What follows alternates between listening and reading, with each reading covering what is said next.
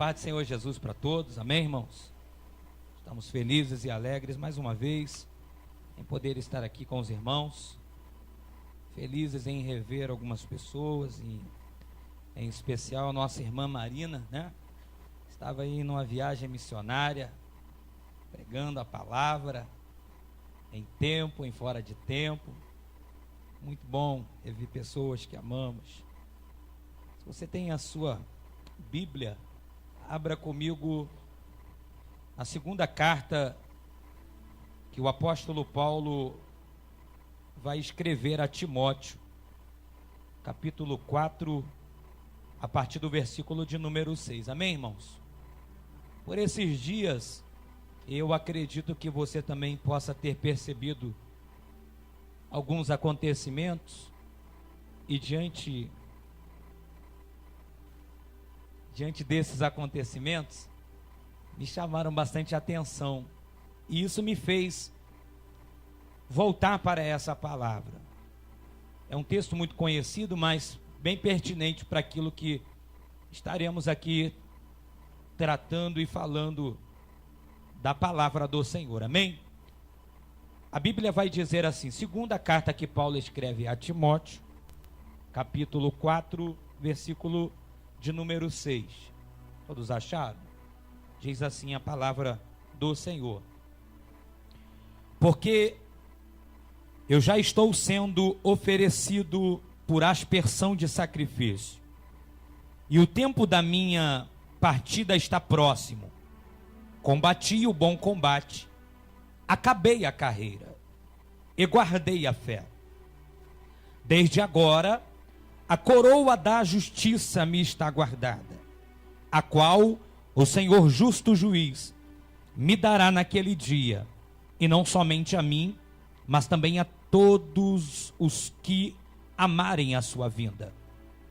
Procura vir ter comigo depressa, porque Demas me desamparou, amando o presente século, e foi para Tessalônica, Crescente para a Galácia, Tito para a Dalmácia, e só Lucas está comigo.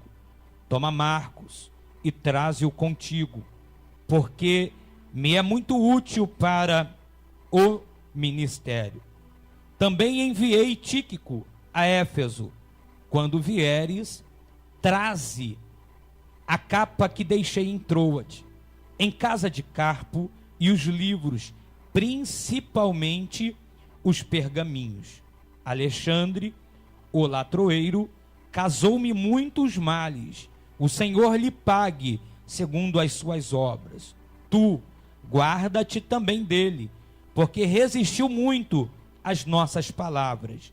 Ninguém me assistiu na minha primeira defesa, antes todos me desampararam.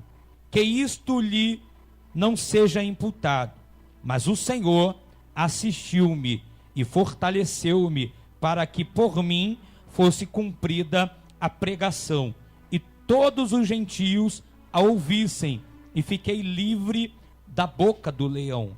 E o Senhor me livrará de toda má obra, e guarda-me-á para o seu reino celestial, a quem seja a glória para todo o sempre. Amém e amém. Coloque a Bíblia ao lado, segure na mão desse crente perfumado, que está do teu lado, veio bonito, dá uma olhadinha discreta para a esquerda, discreta, gente, meu Deus. Agora, discreta para a direita. Olha como é que essa pessoa está bonita, não é verdade? Ela está um pouquinho com cara de cansada, porque dormiu um pouco mais, não teve a EBD, mas eu tenho certeza que o Senhor Deus vai pegar ela de jeito hoje, vai reerguer e colocar na postura de varão e de varoa perfeita, amém, irmãos? Feche os seus olhos e vamos orar. Pai, em nome de Jesus, te louvamos, ó Deus, por essa oportunidade de estarmos aqui, onde temos assim, Deus, a oportunidade de pregarmos a tua palavra. Por isso, tenha toda a liberdade, fala conosco, nos encoraja, nos impulsiona para que possamos ter aqui a tua direção, Senhor, daquilo que tu queres, e não daquilo que nós queremos, ó Deus, ouvir, mas que o teu querer seja acima do nosso. Pai, em nome do Senhor Jesus é que eu te peço e agradeço em nome de Jesus. Amém e amém. Se você pode se assentar dando um forte aplauso para Jesus, faça isso e tenha toda a liberdade para cultuar e adorar a Deus. Como eu estava dizendo, queridos e amados irmãos, noiva do Cordeiro, esta semana 2 eventos e 2 acontecimentos me chamaram muito a atenção. Primeiro, nosso prefeito chegou às 6 horas da manhã fazendo uma grande convocação, trazendo um alarme muito grande a respeito de um ciclone. Foi tanta gente que eu começo a entender, se consertando, o Senhor me perdoa de todos os meus pecados, me livra de todos os males, do laço do passarinheiro, da peste perniciosa, perdoa os pecados conscientes, inconscientes, etc, etc, etc. Por quê? Porque é um ciclone. E se o ciclone viesse, muita coisa seria destruída. E o nosso prefeito fez esse grande alarde. Isso me chamou muita atenção. Uma outra coisa que me chamou muita atenção, e até agora também não consegui compreender a explicação, e também não tive tempo oportuno para perguntar o porquê daquelas postagens. Muitos que de repente estão aqui e já estão abaixando seu olhar, postaram: Jesus está... Foi você, né? Você que postou, estou ligado, irmãos. Eu não entendi, Jesus está voltando, se é como uma mensagem profética.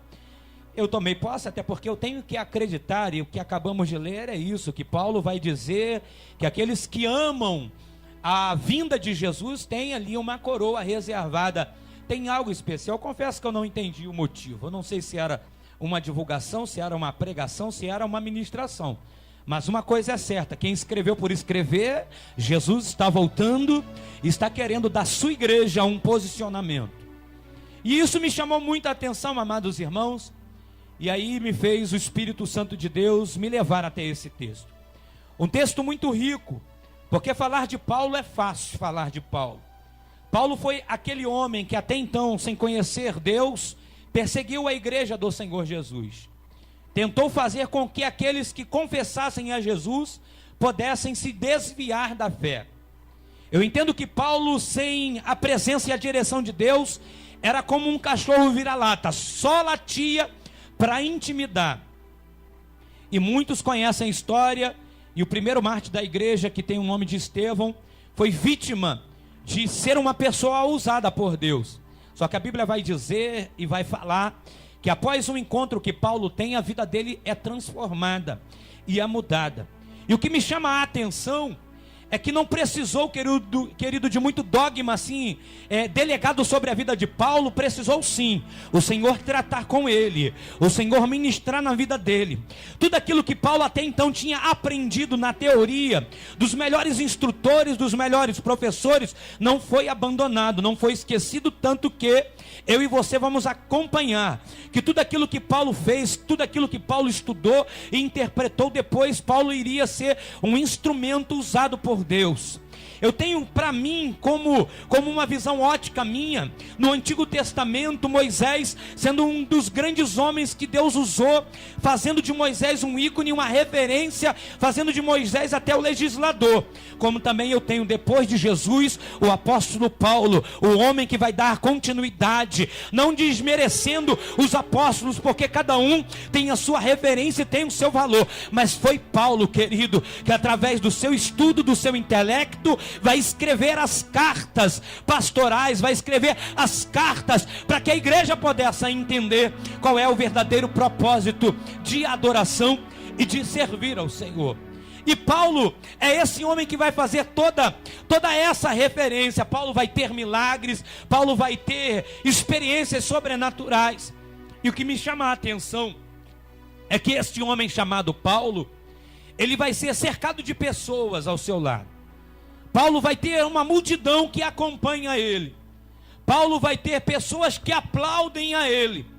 Paulo vai ter pessoas que vão sentir prazer de estar ao lado dele. E eu começo a me perguntar, quando vou ler esse texto, aonde é que foram parar essas pessoas? Porque no momento, querido, e a gente como crente, como cristão, como servos do Senhor, precisamos aprender isso. Porque se nós não aprendermos isso, a gente meio que se entristece no meio da caminhada. Se a gente não tiver o equilíbrio de entender que nem sempre vai ter aplauso, que nem sempre vai ter tapinha nos ombros, que nem sempre o brilho dos holofotes vai ser direcionado para você, você se constrange, você se desagrada no meio da caminhada, você se entristece no meio da caminhada. E o que vai nos chamar a atenção é exatamente isso. Todas aquelas pessoas que estavam no momento de glamour com Paulo, no momento que ele mais precisou, se afastaram dele, se isolaram dele. Esse tempo, para que possamos entender, foi um tempo terrível. A história vai dizer que Nero, o imperador, ele perseguiu os cristãos de tal forma, e nós assim conhecemos pelas charges que os homens colocam, que Nero colocou fogo em Roma. Mas colocou fogo em Roma com qual propósito? Com qual objetivo? De fazer com que os cristãos pudessem ser perseguidos. A história diz que Nero coloca fogo em Roma e fica calado, quieto, e coloca toda a culpa daquele cenário na igreja de Jesus.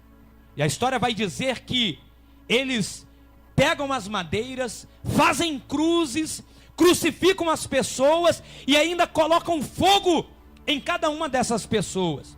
E foi nesse tempo que Paulo foi preso. Foi nesse tempo que todo mundo correu. Foi no tempo das crises que Paulo mais precisava, que todos eles abandonaram. E isso aqui eu já abro um parêntese para cada um de nós. É no tempo de crise, é no tempo de vale, é no tempo de deserto, que você precisa ainda mais se apegar ao Salvador. É em tempo de crise, é em tempo de vale, é em tempo de escassez, que eu e você temos que entender que o Senhor nunca vai nos desamparar. Deixa eu melhorar aqui a sentença. É em tempo de dificuldade que nós precisamos se aproximar, ter mais relacionamento com o Senhor. É em tempo de crise que Deus vai ver quem é quem, irmãos. E a igreja do atual século não sabe o que é isso. A igreja do atual século não sabe o que é isso. Por quê? Porque o evangelho da prosperidade não ensina isso. O evangelho da prosperidade, do triunfalismo, ele ministra o quê? Que é só vitória. E quando nós vamos olhar para o cenário de Paulo aqui, o cenário é cruel, irmãos. O cárcere que Paulo está, não é o cárcere como hoje, onde você pode, pagando 2, 3, 4, 5 reais, fazer uma ligação. O cárcere que Paulo está não é um cárcere como hoje, onde você, dependendo da sua qualificação financeira, pode ter um aparelho de televisão. Não, querido. O cárcere que Paulo está é um cárcere úmido e fétido. É um cárcere que nenhum de nós gostaríamos de entrar. As necessidades fisiológicas Paulo tem que fazer ali. Fazendo ali, ele vai se deparar com um cheiro. E é aí, querido, onde a gente aprende verdadeiramente dar valor à vida. O que eu vou entender e eu vou compreender que há momentos que pessoas vão nos cercar, vão nos aplaudir, vão estar conosco, mas há momentos que é eu e Deus, que é você e Deus, que não tem ninguém, é só o Senhor contemplando as tuas lágrimas rolando, é só o Senhor contemplando a tua dor e a tua dificuldade, e é aí que começa o cristianismo verdadeiro. Porque esse ajuntamento aqui é tudo fachada, irmãos. Por isso que eu pedi, dá uma olhadinha para a esquerda, dá uma olhadinha para a direita. E aí a gente vem com a melhor roupa, a gente vem com o melhor perfume e estampa o melhor sorriso. E às vezes o nosso coração está lá embaixo. Às vezes a gente está quebrado, pior do que arroz de terceira, todo esmiuçado. E só você sabe como é que você está aqui. E aí eu pude contemplar também. E aí eu busquei algumas informações a respeito de uma informação de um grande pregador antigo, chamado Charles Spurgeon. E Charles Spurgeon, ele vai deixar uma declaração que aquilo me confrontou. Charles Spurgeon foi um dos grandes pregadores que já existiram nessa terra. E a visão desse pregador, ele dizia que a visão que ele tinha da igreja de Jesus era uma visão de exército e não de hospital. E aí eu tentei entender a visão do pregador, uma visão de exército e não de hospital.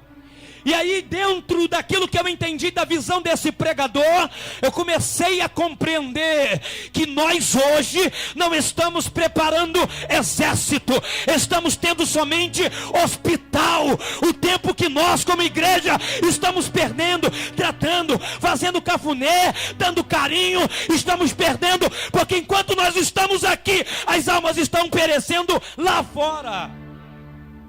E quando eu vou falar de exército, eu vou entender, querido, de combate. E é sobre isso que eu quero falar nessa noite. Sobre combate.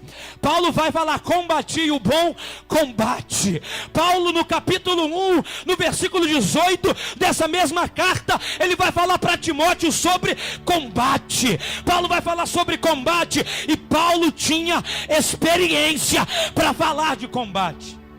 Quando vamos falar de exército, a primeira coisa que a gente precisa entender, que todo homem, aos seus 17, 18 anos, ele precisa se alistar para poder entrar no exército.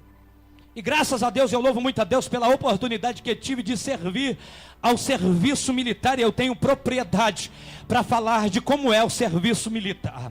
Aos 18 anos você se alista e passa por um processo de seleção. Ali eles observam a sua idade, observam a sua estatura, a sua cor, o seu estudo, a sua escolaridade, observam o seu grau intelectual, observam o seu ato religioso, e eles fazem uma seleção.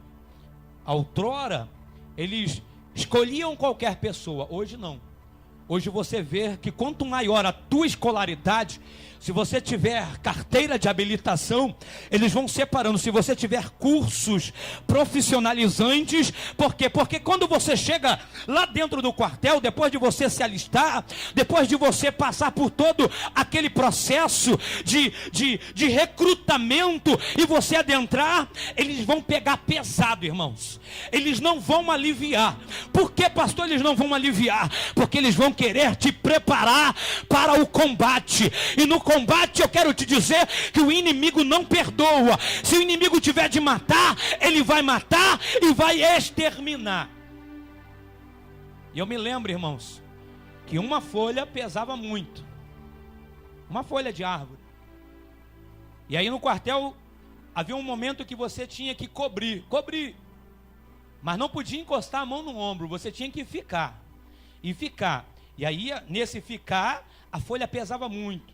E detalhe, se o recruta deixasse a folha cair, todo o recrutamento tinha que pagar pelo erro daquele recruta.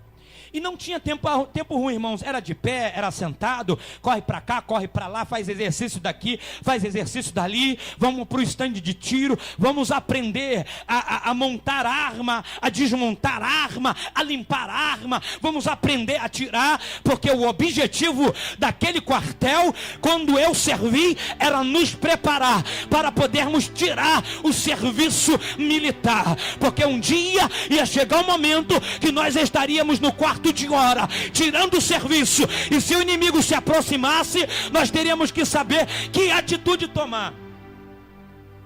E o que me chama a atenção é que nesse preparo, todos meio que se posicionam, para que você possa entender. Terminava ali a aula de educação física, eles davam 5 minutos para você ir no alojamento, tomar banho, se arrumar e estar aqui, porque o general está passando. Ele quer ver todo mundo em forma. 5 minutos não, 3 minutos. 5 minutos é muito tempo para você tomar banho, para você se barbear e para você estar em forma. Aí, querido, sabe o que acontecia? Não tinha um recruta, permissão, sargento, permissão, comandante, eu não vou conseguir tomar o meu banho, fazer a minha barba, me arrumar, não dá. Não, querido, ai de você se levantasse a mão para falar uma coisa dessa. Você só ia mentir e ouvir assim, ó, se vira. Ele falava, fora de forma. A gente saía de forma e entrava no quartel, irmãos. Tente imaginar, olha que o quartel que eu servi não era um quartel tão grande. Era uma escola de coronel. 95 soldados eram ali agregados, fora os cabos, sargento, etc, etc. Aí imagina um montão de homens, irmãos. 3 minutos para você tomar banho, para você se arrumar e estar em forma. Irmãos, você entrava no chuveiro, 1, 2, 3, 4, 5, saía, se estava mais 1, 2, 3, 4, 5, saía, ia para o banheiro, se enxugava, já saía na correria, se arrumando, botando coturno, se posicionando. 2 minutos e 30 segundos, todo mundo em forma. Impecável. Impecável. Preparo. A gente aprendeu. Porque na guerra, querido, não tem meio termo. Não dá para passar talco. Não dá para passar o perfume da Ferrari, do presbítero Luciano. Não dá. Não dá. Porque no tempo de batalha, em tempo de guerra, querido, não pare de lutar. Em tempo de guerra, não abaixe a guarda. O tempo que nós estamos vivendo é tempo de escassez. Ao invés de nós prepararmos soldados para o exército de Cristo, nós estamos preparando pessoas de maneiras erradas. A igreja não está sendo igreja. A igreja não está se posicionando como igreja. É muito oba-oba, meus irmãos. É muito disse-me-disse. E é pouca falta de comprometimento com a obra do Senhor.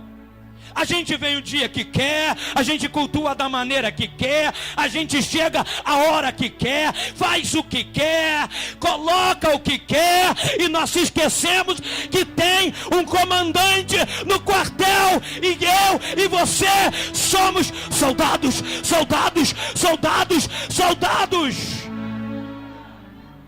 Para combater, irmãos, o bom combate, a gente precisa se preparar. Porque não tem como vencer uma batalha sem ter preparo, irmãos. Não tem como estar num púlpito desse sem ter preparo, irmãos.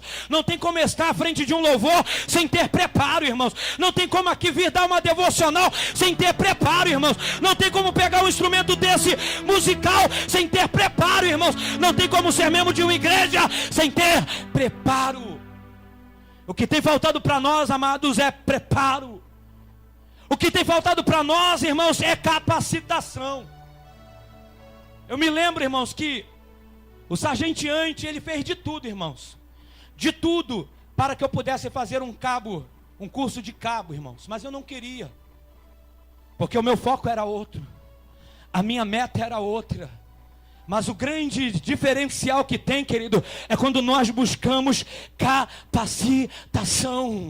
Nós não temos, querido, que aceitar o simples fato de levantar as mãos e aceitar Jesus como Senhor e Salvador, não. Querido, isso é um passo importante, mas tem outros passos, tem outros degraus, tem coisas maiores. Querido, entenda uma coisa, por mais que eu e você venhamos a se esforçar e buscar a Deus, nunca e jamais vamos conhecê-lo na sua totalidade. Porque Ele é infinitamente poderoso. Ele é infinitamente poderoso para fazer muito mais daquilo que eu penso. Somos nós que somos limitados, irmãos. E quando eu vou olhar para esse contexto, irmãos, eu vou ver que nos falta, querido, cobranças. Falta nas nossas lideranças um posicionamento de ver além daquilo que é pedido. Falta em nossas lideranças um ato de cobrar, porque só é cobrado aquele que tem condição. Se alguém entenda isso, isso é muito forte, irmãos. Se um líder chega para você e te cobra alguma coisa, é porque vê em você uma capacidade para aquela cobrança. Seria, querido, incoerente da minha parte falar assim: olha, irmão, eu quero que você ore 6 horas por dia, não desmerecendo, irmãos. Não é o seu seu hábito. O que você ora é 30 minutos, 40 minutos e você já está quase explodindo. Mas tem pessoas que têm um ministério de oração. E aí, né, nessas pessoas que a gente está, né, diretamente cobrando. Só para a gente entender, irmãos, ninguém vai cobrar nada de ninguém que não tenha condição. E o Senhor colocou um líder ali exatamente para isso, é para ele cobrar, é para ele, né, ver aquilo que está faltando. E aí, querido, quando eu vou olhar para esse texto, eu vou falar algumas coisas duras, mas importantes para o nosso crescimento. Quando eu vou ver Paulo escrevendo essa carta para Timóteo, e essa carta hoje como se estivesse sendo direcionada para mim e para você, Paulo vai me mostrar uma visão ótica geral. Ele vai olhar para o passado, ele vai ver o presente e vai projetar o seu futuro. Paulo, quando ele vai declarar para Timóteo, ele vai avaliar o seu passado. Combati o bom combate,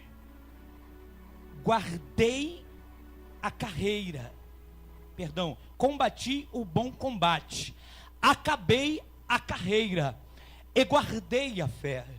Quando Paulo vai olhar para o seu passado, Paulo não vai ter acusação, Paulo não vai ter confrontamento, porque Paulo sabe que aquilo que foi delegado para ele fazer, ele fez, que aquilo que foi colocado como responsabilidade para a sua vida, ele realizou, ele não decepcionou e ele não deixou a desejar. Paulo vai olhar, vai falar: eu fiz uma viagem missionária, eu fiz duas, eu fiz três, eu abri igrejas em tal lugar, em tal lugar. Paulo vai dizer, Paulo vai declarar, Paulo vai ministrar: combati o bom combate, acabei a carreira e guardei a fé. Como você, quando olha para o teu passado, você se posiciona com crises? Como é que você recebe aquilo que tu olha para o teu passado como acusação? Ei, querido e amado irmão, a Bíblia vai dizer,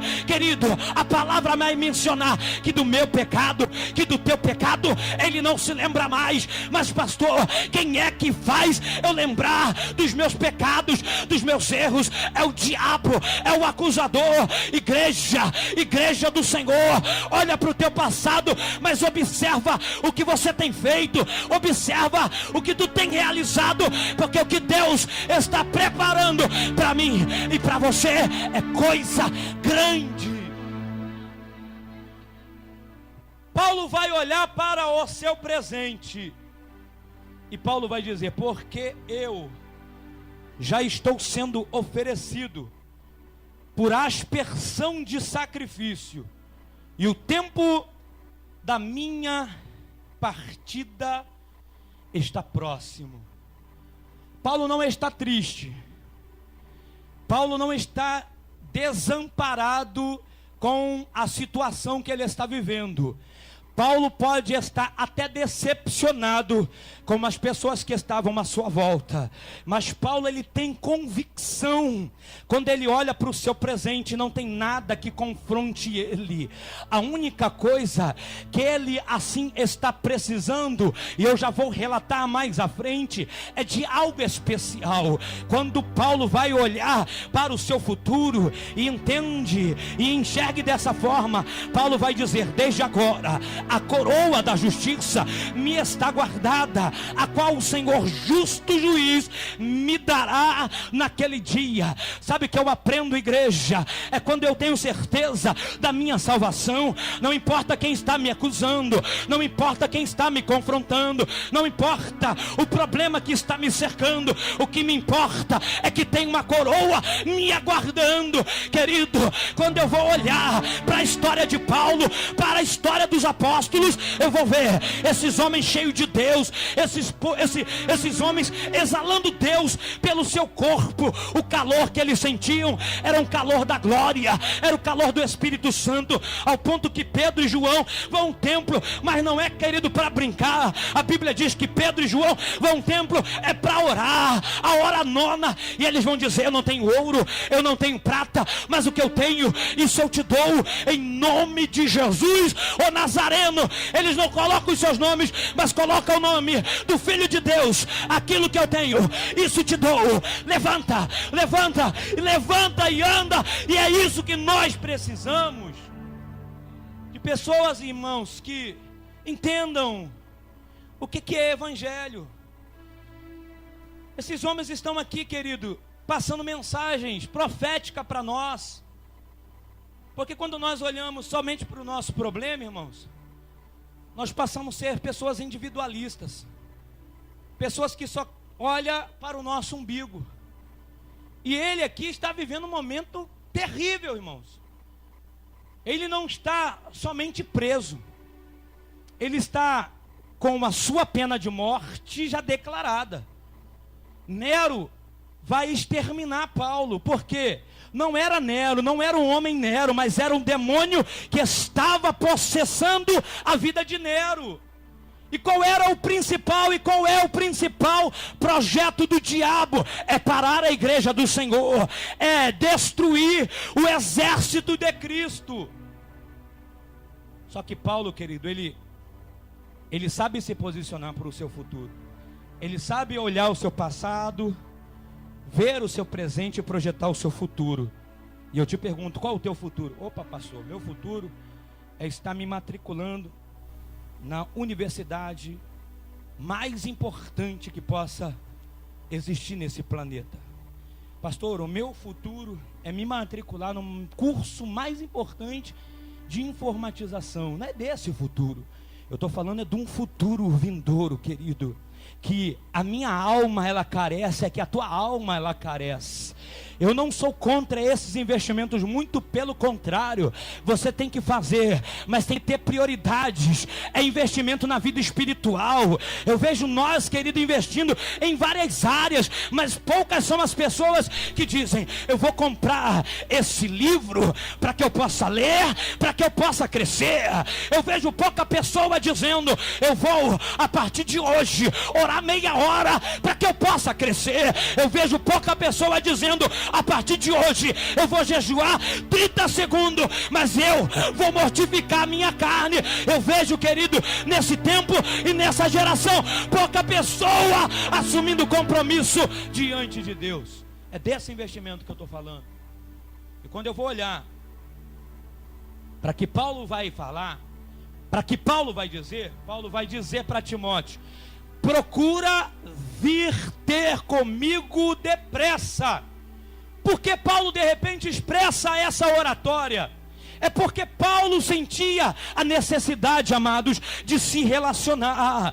Paulo sentia a necessidade de se comunicar. Paulo sentia a necessidade da comunhão. Paulo sentia a necessidade de ser ministrado, de ser, querido, encorajado. Sabe, o que tem faltado para nós é ver em pessoas, é ver, querido, em ministros, pessoas que vão assim acreditar no teu chamado. Amado, não tenha nos ministros, não tenha nos obreiros adversários, mas tenha companheiros, tenha cooperadores, tenha amigos. Faça amigos, coopere com amigos, porque num dia da tua luta e da tua adversidade, você vai ver como vale a pena fazer amigos.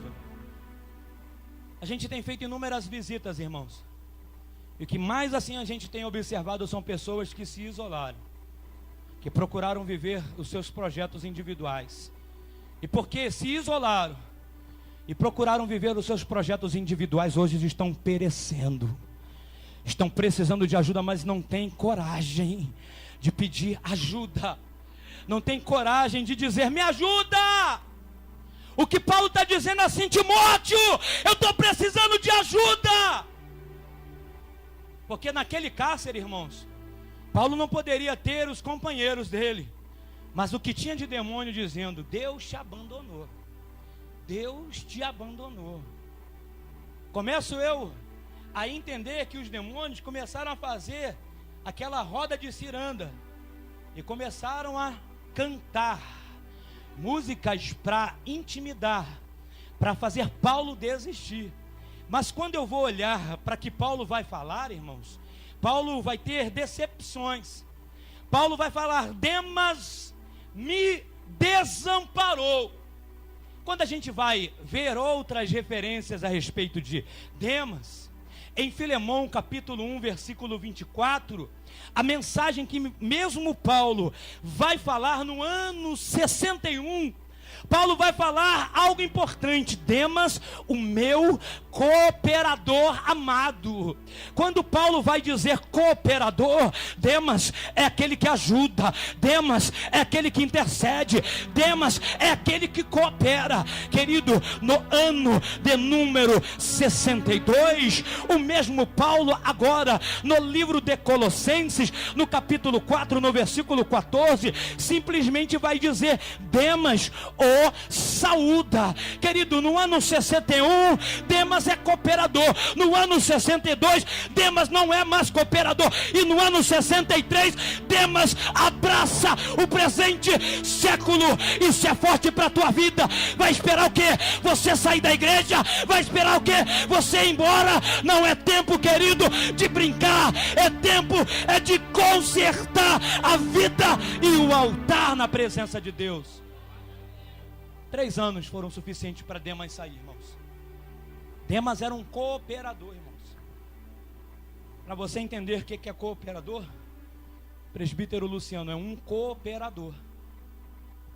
Evangelista J é um cooperador. Ano 61, Demas é um cooperador. Está abraçando a causa, está falando do amor de Jesus, está evangelizando. Ano 62, Demas não quer mais nada, irmãos. Está cansado da obra, está cansado de dar glória, está cansado de adorar, está cansado de cultuar. Ano 63, Demas abraça o presente século. E Demas vai para onde, irmãos? Vai para Tessalônica. Por que Tessalônica, pastor? Porque em Tessalônica não tinha governante. Não tendo governante, presbítero Luciano, não tem comando. Não tendo comando, eu não preciso prestar obediência para ninguém. Não tendo comando, eu vivo segundo a minha vontade, segundo o meu querer. Ei, querido, Tessalônica não é o teu lugar. O teu lugar é onde? É na presença do Pai, é na presença de Deus. Não vai para Tessalônica. Meu Deus do céu. A gente, querido, pode até errar, mas não erra pela omissão. Quando a gente tem ciência do que está acontecendo, você pode ter certeza que a gente vai corrigir. Mas pastor, o senhor corrige aqui, tem a igreja lá que permite. O senhor corrige aqui, tem a igreja ali que permite. Ei, eu não estou preocupando, querido, não estou preocupado qual é a igreja que permite. Eu quero naquele grande dia ter o prazer e ter o privilégio de abraçar você, de me alegrar com você. É isso que nós precisamos entender, irmãos. É isso, igreja, que tem faltado em nós. Esse comprometimento. Não adianta a gente querer viver da nossa maneira. Não é da nossa maneira, é da maneira que Deus, Ele quer. Crescente, ele vai para a Galácia. E na Galácia é um lugar pequeno. Na Galácia é um lugar pequeno da Ásia Menor. Mas mesmo sendo pequeno e mesmo tendo o nome Crescente, Crescente vai entender que quando ele está com a presença de Deus, quando ele está embaixo de uma obediência, aonde ele estiver, ele vai dar continuidade. A Bíblia vai dizer que Tito, ele vai para a Dalmácia. Só que Tito não vai embaixo de desobediência. Tito vai comunicar para o apóstolo Paulo: Paulo, eu vou estar ainda falando do amor de Deus em Dalmácia, porque Tito é um obreiro fiel, porque Tito, ele é a referência para os seus companheiros, porque Tito, ele não tem o título, mas ele faz mesmo sem o título, porque Tito sabe que uma coroa de glória está sendo reservada para ele, igreja. É isso que tem faltado em nós. Eu não faço nada para o pastor Antônio. Não. Ele não. Vou dar fama para ele? Não. Eu vou dar fama para o ministério das irmãs vitoriosas? Nananina, não. Ei, irmãos, quem é o dono da obra é Ele.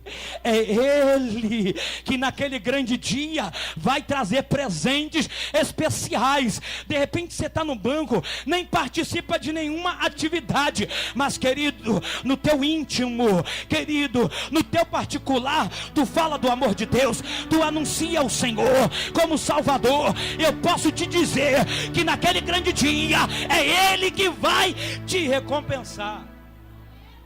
E aqui, querido, eu quero fazer 4 pilares rápido para encerrar essa ministração.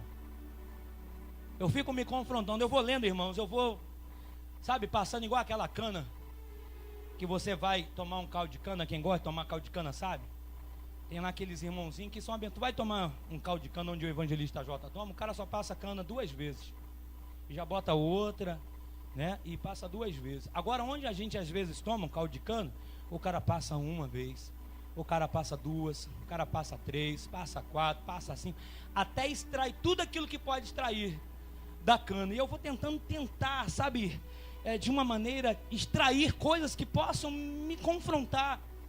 E aí eu fico me perguntando, o que fez Paulo dentro de um cárcere escuro, úmido, fedorento, não abandonar o Senhor? E aí o Senhor vai falando: olha, você quer aprender? Eu falei: quero, Senhor. Então segura essa aí na tua mão. A primeira coisa que Paulo ele vai entender dentro do cárcere é que experiências profundas vão fazê-lo estar de pé. E eu falei: Senhor, fala uma experiência. Tu quer uma experiência? Observa quando eu estive tratando com ele. Eu não mandei um anjo, eu não mandei Gabriel, eu não mandei Miguel, fui eu mesmo para tratar com Paulo. E eu disse: Saulo, Saulo, por que me persegues? E Saulo caiu do cavalo. Ei, querido, sai do salto, sai do palco, se humilhe na presença dele e ouça a voz dele, porque isso muda a história. Eu falei: Senhor, essa experiência é muito boa, mas eu preciso de mais. Até para que eu possa passar, eu preciso de pelo menos 2 bases bíblicas de referência. O Senhor, tu quer outra? Eu então preparo o lombo e apanha. Eu falei: pode falar, Senhor. Lembra que quando Paulo, filho, estava na sua 2ª viagem missionária, falando do meu amor, anunciando o meu amor, e uma jovem que tinha um espírito de revelação vem até a ele e vai dizendo: aí vem um homem de Deus. E Paulo passa, aí vai de novo um grande homem de Deus. E Paulo vira para o olho daquela mulher, para o olho daquela menina e diz: o Senhor, não é Paulo, não é Pedro, não é João, mas é o Senhor. Te repreenda, Satanás. Paulo vai parar dentro do cárcere. O homem para gostar de prisão era Paulo, irmãos. Tinha um imã que atraía ele, só pode. Mas lá dentro do cárcere ele vai se unir ao seu companheiro Silas. Vamos cantar, Silas. Está doendo teu corpo? Tá, Paulo, tá doendo. Tá doendo o teu pé, Paulo? Tá doendo. Tá doendo a tua cabeça? Eu tomei uns tapas no pé da orelha. Tá doendo. E a tua boca, Paulo? A minha boca não. E a tua, Silas? A minha também não. Olha, Silas, eu não sou muito bom do louvor, mas Silas, tu é. Então vamos, Silas. Enquanto tu canta, eu oro. Enquanto eu oro, tu canta. Tá faltando é oração e é adoração no meu meio da tua prisão. Prisão. Por 30 segundos adore a Ele. Por 30 segundos adore a Ele. Adore a Ele. Adore a Ele. Adore a Ele.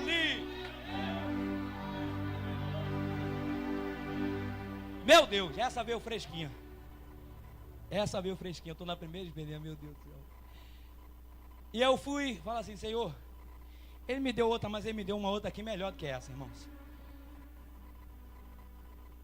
Capítulo 28 do livro de Atos. Paulo está indo para ser preso. Está dentro do cárcere, ele falou, não é bom viajarmos não, porque vai vir aí uma grande tempestade, e toda a tripulação vai correr sério risco. E o comandante não deu nenhum crédito à palavra de Paulo. A história diz que um mar ficou agitado e o barco, o navio ficou todo destruído. Eles vão parar na ilha de Malta. Todos conhecem a história, só quero me adiantar. E aí quando eles chegam na ilha de Malta, irmãos, como o presbítero Luciano diz, como se não bastasse, né? O que aconteceu? A serpente vai morder Paulo, gente. Tanta gente para morder. Vai morder quem, irmãos? Paulo. Só que Paulo, diante da concepção do nosso olhar, é um sangue bom. No olhar do que está próximo a Paulo, Paulo não é sangue bom. Paulo está embaixo de maldição. Só que existe algo, e é isso que a gente precisa entender. A serpente mordeu, a cobra mordeu, o veneno está infiltrado no teu DNA. Sacode o veneno, porque o veneno não vai te parar. Joga o veneno fora, porque isso não te pertence. Joga o veneno. O veneno é a palavra de morte. O veneno é a palavra de maldição. É isso que a igreja precisa entender, irmãos. A partir daquele momento, irmãos, Paulo foi tratado como um anfitrião. Todo mundo começou a obedecer a Paulo. É melhor obedecer esse cara. Esse cara, se o Romário diz que é o cara, ele está enganado. Quem é o cara é Paulo. E aí eu vou entender, irmãos, que são essas experiências que fazem-nos, no momento de prisão, a gente continuar olhando para o Senhor. 2. O que faz Paulo dentro de um cárcere escuro não abandonar a fé? É que Paulo formou uma opinião dentro de si de quem era Deus. Paulo aprende com Gamaliel a teoria de Jeová.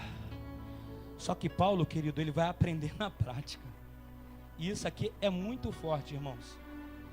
Isso é muito forte. A gente olha para a história de Paulo, jovens. A gente vê Paulo cara. Eu, fico muito emocionado quando eu vou olhar para Paulo. Eu me sinto o menor dos menores dos menores. Eu me sinto um rabisco da terra perto de Paulo. Por quê? Porque Paulo, ele tem esse encontro com Jesus em Damasco. Só que Paulo, ele só tem a teoria. Ananias vem e faz a oração por Paulo, as escamas caem dos olhos e Paulo, ele enxerga. Só que para o chamado de Paulo se concretizar, irmãos, não foi da noite para o dia. Paulo fica 14 anos esquecido. Sabe o que é 14 anos sem a paz do Senhor Jesus, irmãos? Shalom Adonai, Jeová Rafé, sem poder falar nada. E o que ele faz nesses 14 anos, pastor? A Bíblia diz que 3 anos ele ficou aprendendo com o Senhor tratando, o Senhor palestrando, o Senhor ministrando. 11 anos ainda passam e Paulo está ali. Eu acredito, Senhor, foi o Senhor que me chamou em Damasco. Não foi uma emoção, eu caí feio, ó, tá aqui ainda, ó.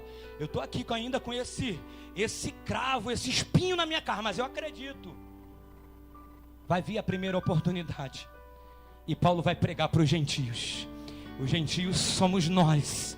Somos alcançados, um povo que era esquecido, mas Deus já tinha um projeto e ia usar quem? Aquele que estava esquecido. O que eu quero dizer, mesmo que você esteja esquecido, o Senhor não se esqueceu de você.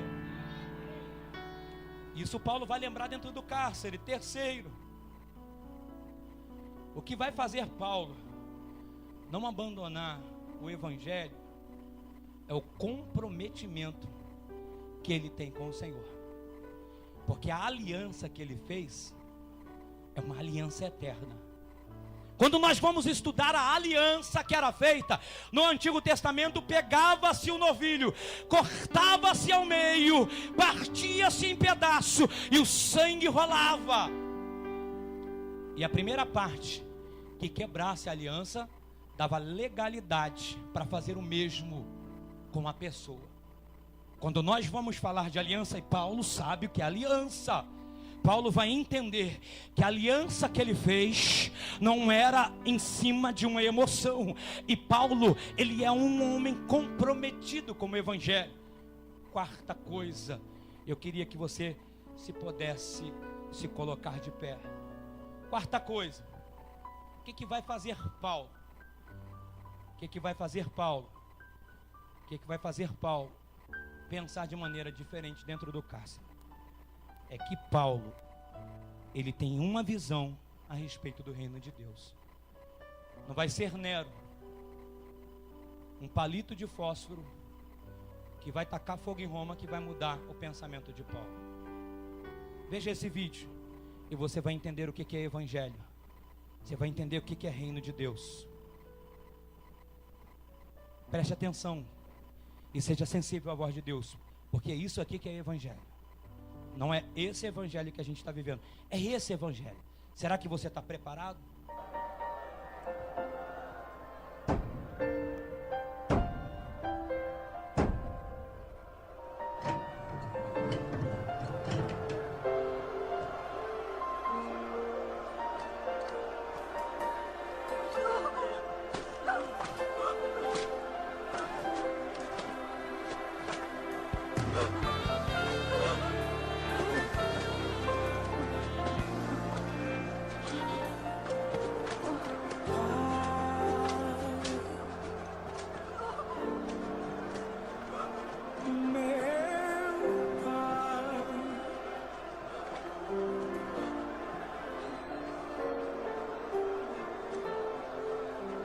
Eu não preciso falar para o Senhor me ouvir.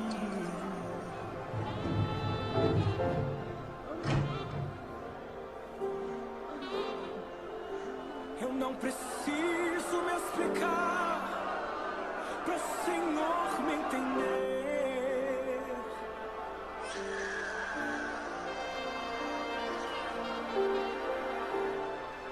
O Senhor tem o poder de ler minhas lágrimas.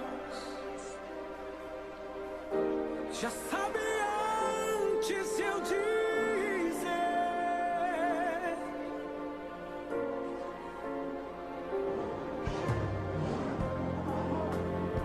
Então mesmo que a escuridão não permita eu te ver.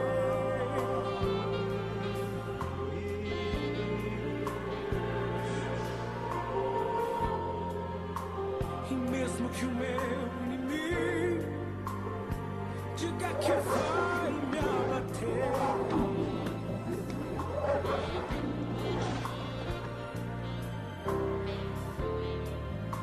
e mesmo que os meus sonhos pareçam se extinguir,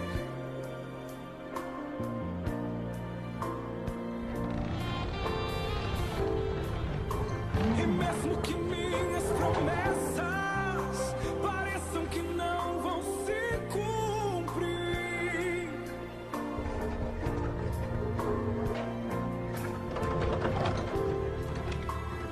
é nessa hora que devo confiar em ti.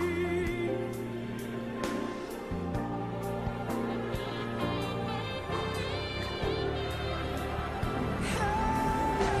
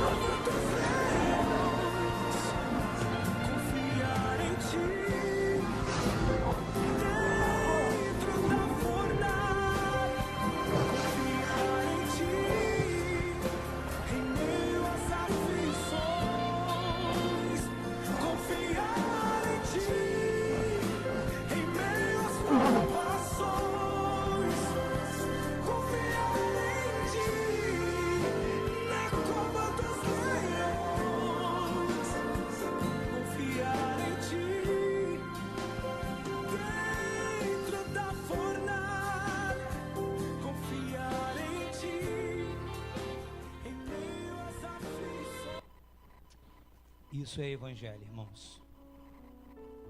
Qual é o evangelho que você tem seguido? Como é que tem estado a sua armadura de soldado? Será que os tempos de perseguições que esse povo vivenciou fossem os de hoje? Será que você teria coragem de parar dentro de uma arena aonde os leões iriam vir te devorar? Seja honesto. Seja honesto, você obreiro. Seja você honesto com você mesmo. Porque a ideia, querido, não é confrontar para envergonhar, mas é confrontar para a gente buscar mudança. O que nós estamos precisando é de pessoas que queiram pagar o preço, de ser referenciais. Eu vou pregar, mas eu vou pagar o preço para que eu possa pregar. Porque antes dessa mensagem chegar em você, ela teve que chegar em mim. E eu tenho que entender que essa mensagem é para mim. De repente é mais para mim do que para você. Mas eu tenho certeza que nessa noite o Senhor, Ele tem coisas grandes reservadas para você. Feche os seus olhos no nome de Jesus. De repente você entrou aqui totalmente desanimado, pensando em abandonar. Mas o Senhor vai renovar você. O Senhor vai renovar você. O Senhor vai renovar você. Vai renovar para você. De Deus, em meio às suas guerras. Oh, aleluia! Os obreiros aqui à frente no nome de Jesus. Que ataque é capaz de fazê-lo olhar para trás. Eita glória! E querer desistir. É Jesus! Que terrível arma é usada para tentar paralisar sua fé. Meu Senhor! Cansaço, desânimo, logo após uma vitória. Aleluia! Mistura de um desgaste. Timóteo! Com um Timóteo! ataque do mal. Traga para mim a capa. Traga para mim os livros. E não se esqueça dos pergaminhos. Oh, aleluia! Capa. Capa representa proteção. Os livros representam sabedoria. E os pergaminhos representam a palavra de Deus, presença de Deus sobre a sua vida. Eu queria convidar você, igreja, a vir aqui à frente, para que possamos unir a nossa fé com você, para orar pela sua vida, para interceder pelo teu chamado, para interceder, querido, pelo teu ministério. Saia do teu lugar, não pare de lutar, não pare de lutar, porque, querido, estamos em guerra. Nunca pare de adorar. Oh, glória! Libera a palavra, profetiza sem parar. O escape e o descansa por. Eu sinto a presença de Deus aqui. Deus vai levar pessoas a lugares para pregar a palavra em tempo e fora de tempo. Deus vai restaurar soldados aqui nessa noite. Sem demora, o escape e o descanso, a cura, recompensa vem. Sem demora. Eu creio, Jesus. Eu creio que armaduras aqui estão sendo desamassadas. Eu creio que azeites estão sendo derramadas sobre armaduras aqui nessa noite. Vem pra tentar ferir. É tempo, igreja, O valente de limparmos os nossos armamentos, porque precisamos se preparar para a vinda de Jesus. Que ataque é capaz. Eita glória! de fazer. Oh, aleluia, aleluia, aleluia, aleluia, aleluia. Querer desistir. Xará, piadacá, yará, abiaçou, piarabanará. Que terrível arma é usada pra tentar. Oh, aleluia. A sua fé. Cansaço sai, desânimo sai, desejo de desistir sai. Desânimo logo após uma vitória. Oh, glória! Mistura de um dia. Isso, obreiro, interceda, interceda, seja um cooperador. A dor de uma perda ou a dor da traição, uma quebra de aliança. É o quê? Que é raiz da ingratidão. Vai. Se alguém está, vai, adore a Ele. Atenção, ouça o que vem do coração de Deus. Oh, aleluia, aleluia. Vai. Em tempo de guerra, Nunca pare de lutar, não baixe a guarda. Oh, glória. Nunca pare de lutar, em tempos de guerra.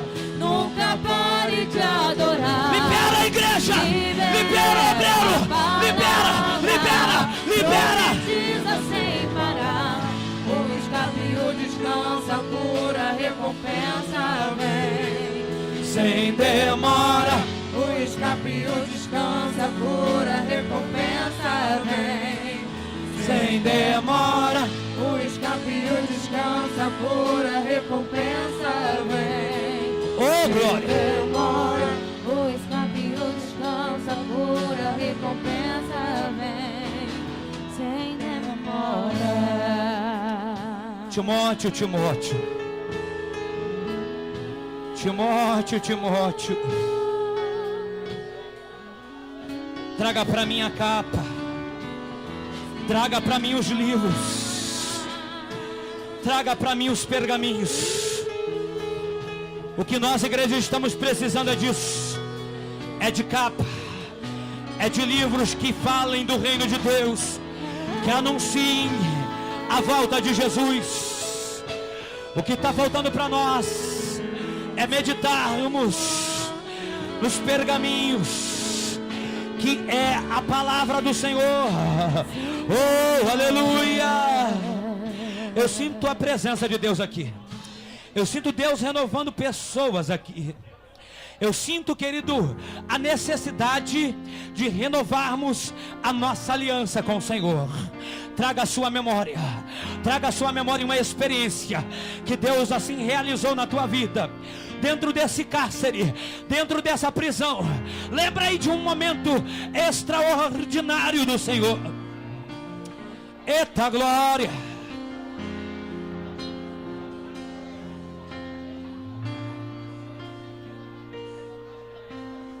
Quero trazer a memória. Meu Deus! Só o que pode me dar esperança. Não vou pensar em nada que me entristeça. Não vou deixar ninguém pisar nos meus sonhos, nem roubar a minha fé. Oh, aleluia! Não vou deixar que contamine A minha mente. Não vou dar brechas, pois é isso que o inimigo quer. Você está entendendo isso, igreja? Mas eu vou ocupar a mente com as coisas lá de cima. Não vou entregar os pontos. Vai o quê? Vai o quê? Vai o quê? Vou dar a volta por cima. Oh, glória! Se tentarem contra mim, se preparem, vão se arrepender. Meu Deus! Estou em Cristo, sou imbatível, é claro que vou vencer. E se quiserem jogar pesado, com Deus vou prevalecer. Eita, glória, glória, glória! Fortalecido, Edificado pela palavra. Oh, receba o renovo de Deus, receba o fortalecimento de Deus, receba a unção de Deus. Deus me deu, estou orando e vigiando e descansando em Deus. Oh, aleluia! Profetiza minha vitória, eu tomo posse dela aqui.